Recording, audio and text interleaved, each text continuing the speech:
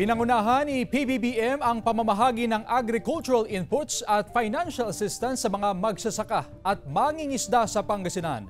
Kaugnay niyan may live report si Joan Punsoy.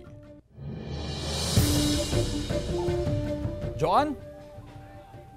Chris, patuloy ang pag-iikot ni President Ferdinand Marcos Jr. sa iba't ibang probinsya para sa distribusyon ng Presidential Assistance to Farmers, Fisherfolks and Families o PAF. Sa Pangasinan, pinangunahan ni PBBM ang pamamahagi ng farm machineries and agricultural inputs sa mga magsasaka at fisherfolk na ginanap sa Narciso Ramos Sports Gymnasium and Civic Center sa Lingayen.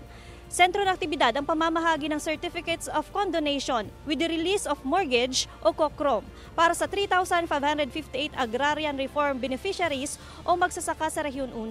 Patunay ito na magiging free of loan o pagkakautang ang mga magsasaka na naawardan ng lupa mula sa Department of Agrarian Reform. Ang pamamahagi ng sertifikasyon ay bahagi ng Republic Act No. 11953 o New Agrarian Emancipation o Condonation Law na naglalayong bayaran ng pagkakautang, amortizations, interest, penalties at surcharges sa loob ng 30 taon.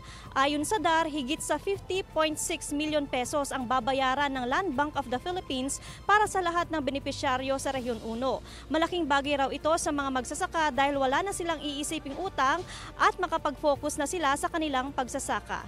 Samantala, nagbahagi rin nga Chris ng Presidential Assistance to Farmers, Fisherfolk and Families o PAF sa bawat probinsya sa Rehiyon 1. Chris? Maraming salamat, Joan Punsoy.